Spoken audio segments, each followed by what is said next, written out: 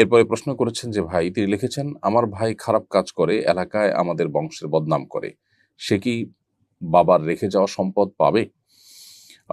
কেউ যদি এলাকাতে খারাপ কাজ করে, মন্দ কাজে লিপ্ত থাকে, তাহলে সেক্ষেত্রে সে এর জন্য আল্লাহর কাছে দায়ী থাকবে। তার জন্য আলাদা আল্লাহর কাছে জবাবদিহিতা আছে। কিন্তু এর কারণে মিরাসের অধিকার থেকে, মিরাসের প্রাপ্যতা থেকে সে মাহরুম বা বঞ্চিত হবে না।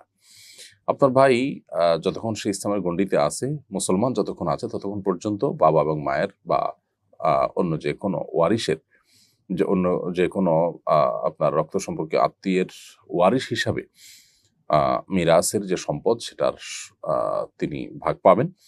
এবং এখানে তিনি খারাপ মানুষ হওয়ার কারণে এ অজুহাতে তাকে আপনারা তার অধিকার থেকে, মিরাস থেকে তাকে বঞ্চিত করতে পারবেন না।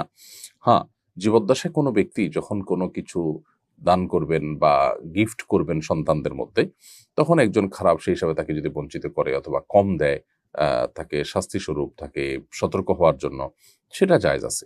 কিন্তু তার মৃত্যুর পর তার সম্পদে ওয়ারিস হিসাবে অটোমেটিক ভাগ চলে আসে। অতএব আপনার ভাই আপনার বাবার সম্পদে তার যে প্রাপ্য অধিকার সেটা আপনাকে পরিপূর্ণ দিতে হবে। তার অপকর্মের জন্য দায়ী তিনি হবেন।